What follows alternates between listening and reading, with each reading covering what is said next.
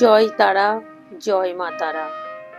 আমরা যদি কখনো মনে হয় যে কোনো বিশেষ সমস্যায় পড়েছি, সেটা সমাধান কিছুতেই করতে পারছি না, কোনো আশার আলোই দেখতে পাচ্ছি না, তাহলে আমরা কি করব?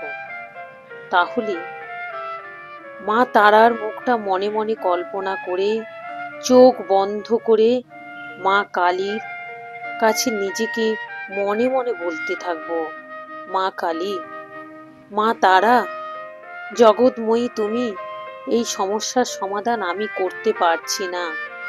মা, তোমাকেই নিবেদন করলাম, এই সমস্যাকে তোমার পায়ে দিয়ে দিলাম। তুমি যা ভালো বোঝো তাই করো।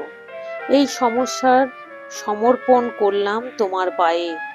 তোমার পায়ে সব কিছু সমস্যার সমাধান করার জন্য সমর্পণ করলাম। এই অন্ধকার থেকে মুক্তি দাও, এই অন্ধকার থেকে আলো এনে দাও। এভাবে মনে মনে কল্পনা করে বারবার মা কালীর পায়ে সেই সমস্যাটি নিবেদন করব। যেমন ফুল নিবেদন করি মায়ের পায়ে, জবা ফুল দিয়ে যেমন মায়ের পায়ে দিয়ে আকুতি করতে থাকি, ঠিক সেই রকম আমরা আমাদের সমস্যাটাকে মায়ের পায়ে নিবেদন করে দেব।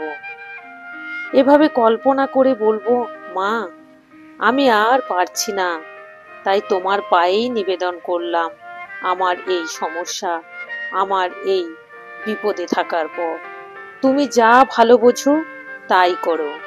আমি জানি তুমি যা করবে তাতে আমার ভালোই হবে শেষ পর্যন্ত। এইভাবে মনে মনে তারা মায়ের রূপ চিন্তা করে 10 মিনিট ধরে, আরো বেশি যদি মনে হয়, মায়ের কাছে কাতর আবেদন করুন।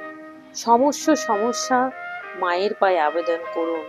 দেখবেন মা ঠিক তার একটা পথ বাতলে দেবেন, ঠিক একটা পথ দেখাবে, অন্ধকার থেকে মুক্তি দেবেন। কারণ মা যে জগৎ জননী, তাই মা যে পারবে না আমাদের এই সমস্যাটাকে সমাধানের পথ না খুঁজে দিয়ে চুপ করে থাকতে।